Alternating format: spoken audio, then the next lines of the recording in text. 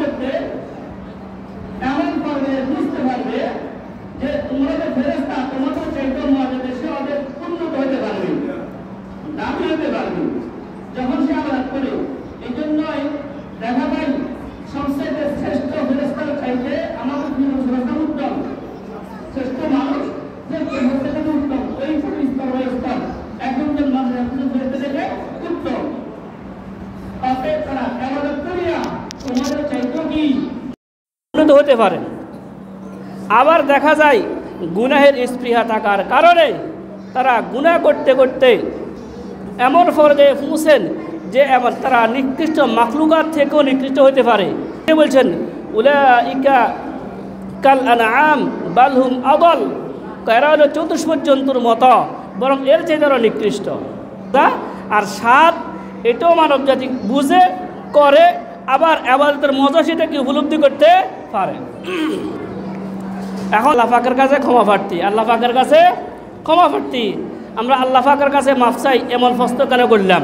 রব্বুল ইজ্জত তখন উত্তর করলেন যে তোমরা আসলে একটা না জানা বিষয় জানতে চাই, এটা অপরাধ হয়নি, গুনাহ হয়নি, এটা কোনো গুনাহ না। তুমি না জানা বিষয়টা জানতে চেয়েছিলা, এটা কোনো গুনাহ না। তারপরেও যা ক্ষমা চেয়েছ এবং ক্ষমার জন্য মাফের জন্য উসিলা করিয়া ফেরেশতারা একটা কাজকে দায়িত্ব নিজেদের জিম্মায় নিয়ে নিছেন। সেটা হলো আল্লাহ পাক রব্বুল ইজ্জত খানায় কাবা বাইতুল্লাহ শরীফের উপরে সপ্তম আকাশে একটা ঘর তৈরি করেছেন, যার নাম বাইতুল মামুর। যার নাম কি? বাইতুল মামুর। আল্লাহ পাক রব্বুল ইজ্জতের কাছে ফেরেশতারা ক্ষমার জন্য এক নম্বরে ক্ষমা চাইছেন, দুই নম্বর উসিলা হিসেবে পেশ করেছেন, মাওলা আপনার এই বাইতুল মামুর যে আকাশের উপরে আছে এটা আমরা তওয়াফ করব, এই উসিলা আপনি আমাদেরকে কি করেন? ক্ষমা করে দিন। তখন তারা এভাবে কাজ করতে আসে। আল্লাহ পাক রব্বুল ইজ্জত তখন বললেন, ও ফেরেশতারা তোমরা তো আকাশে উঠতে পারো, গমন করতে পারো, তোমাদের সে ক্ষমতা আছে। তোমাদের গুনাহ হয়ে গেলে, অন্যায় হয়ে গেলে আমার কাছে মাফ চাইবা, বাইতুল মামুর তওয়াফ করতে পারিবা, তোমাদের একটা সুব্যবস্থা আছে। কিন্তু আমি যে মানব জাতিকে সৃষ্টি করব, মাখলুক বানাবো, এদের তো এই ব্যবস্থা নেই, আকাশে উঠার কোনো ব্যবস্থা নেই। এরা গুনাহ করলে কি উসিলা দিয়ে মাফ চাইবে? অতএব তাদেরকে সৃষ্টি করার পূর্বেই তোমরা দুনিয়াতে বাইতুল মামুর বরাবর নিচে জমিনে একটা ঘর তৈরি করো। এই জন্য সর্বপ্রথম আল্লাহ পাক রব্বুল ইজ্জত বাইতুল্লাহ শরীফকে ফেরেশতাদের মাধ্যমে তৈরি করেছেন। ওই ফেরেশতাদের মাধ্যমে সর্বপ্রথম আল্লাহ পাক নিজে এক আয়াতে বলছেন, ইন্না আউওয়ালা বাইতিন উযিয়া লিন-নাস লাল্লাযী বিবাক্কাতা মুবারাকা। দুনিয়ার সর্বপ্রথম ঘর, সর্বপ্রথম মসজিদ হলো কি? খানায় কাবা বাইতুল্লাহ শরীফ।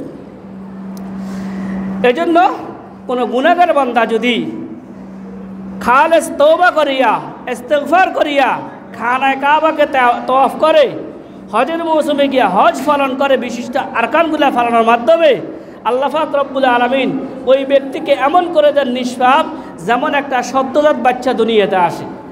কোনো ব্যক্তি যদি কোনো একটা নাবালেগ বাচ্চা, যে বাচ্চাটা আজকে দুনিয়াতে আসছে, ওই বাচ্চার যেরকম কোনো গুনাহ নেই, তার আমলনামায় কোনো গুনাহ নেই, পুত পবিত্র। ঠিক কোনো হাজী সাহেব যদি একমাত্র আল্লাহ পাকের সন্তুষ্টির উদ্দেশ্যে আল্লাহ পাক তার জন্য হজ ফরজ করেছেন, ওই ফরজিয়ত আদায় করার নিয়ত করিয়া গুনাহ থেকে তওবা ইস্তেগফার করিয়া, কারো যদি লেনদেনের থাকে মুআমালা সেটা খারাজ করিয়া, গীবত শিকায়তের গুনাহ থাকে সেটা থেকে নিজেকে পুত পবিত্র করিয়া, আর যত প্রকার গুনাহ আছে সবগুলোকে থেকে পুত পবিত্র হইয়া খালেস নিয়তে আল্লাহ পাককে সন্তুষ্ট করার উদ্দেশ্যে হজ করে, আল্লাহ পাক রব্বুল আলামিন ওই তওয়াফের উসিলায় কি করেন? তাকে নিষ্পাপ শিশুর মতো করে দেন। বলে সুবহানাল্লাহ। এখন হয়তো প্রশ্ন আসতে পারে, এটা তো আল্লাহ পাক যাদেরকে সামর্থ্য দিয়েছেন তারাই এই কাজ করবেন, তারাই টাকা পয়সা খরচ করিয়া বাইতুল্লাহ যাবেন, তওয়াফ করবেন, মাফ চাইবেন, গিলাপ ধরিয়া কান্নাকাটি করবেন, মাফ চাইবেন, আল্লাহ পাক তাদেরকে মাফ করবেন। আমাদের মাফের ব্যবস্থা কি? আমাদের মাফের ব্যবস্থা কি? আমাদের সাধারণ যারা আছি, আমাদের মাফের ব্যবস্থা হলো ওই খান আল্লাহ পাকের ঘর বাইতুল্লাহ। আল্লাহ পাকের কি? মসজিদগুলা। কি মসজিদগুলা? মসজিদগুলা। সারা দুনিয়ার সকল মসজিদের ফান কারণ হলো কি? বাইতুল্লাহ শরীফ। এই জন্য দেখা যায় বাইতুল্লাহ শরীফের পূর্বে যে সমস্ত মসজিদগুলো আছে সবগুলোর দিক হলো পশ্চিম দিকে। যেগুলো পশ্চিমে আছে এগুলোর মেহরাব হলো কোন দিকে? পূর্ব দিকে। দক্ষিণে যারা আছে এদের মেহরাব উত্তর দিকে। উত্তরে যারা আছে এদের মেহরাব কোন দিকে? দক্ষিণ দিকে। কেন? বাইতুল মূল পান কেন্দ্র। এই জন্য সারা পৃথিবীর সকল মসজিদগুলোর রূপ কোন দিকে হবে? ক্যাবলার দিকে হবে। পশ্চিম দিকেও না, পূর্ব দিকেও না, কোন দিকে না, মূল কোন দিকে? ক্যাবলা দিকে। কারণ বাইতুল্লাহ শরীফ হলো কি সকল মসজিদগুলোর পান কেন্দ্র। অতএব আমরা যারা টাকা পয়সা না থাকার কারণে হজ করতে পারবো না, আমরা যদি এই মসজিদগুলোকে আবাদ রাখি, কি রাখি? মসজিদগুলোকে আবাদ রাখি, তাহলে আমরাও কি করব? এই আবাদ রাখার মাধ্যমে 1 নম্বর আরশের ছায়া পাবো। বলেন সুবহানাল্লাহ। 7 শ্রেণীর লোককে আল্লাহ পাক আরশের ছায়া দান করবেন। কয় শ্রেণীর লোককে? 7 শ্রেণীর লোককে আল্লাহ পাক কিয়ামতের মাঠে আরশের ছায়া তারা ছায়া দান করবেন।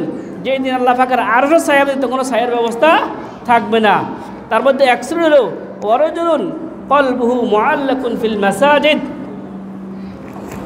ব্যক্তি যার অন্তরটা মসজিদের সাথে ঝুলন্ত।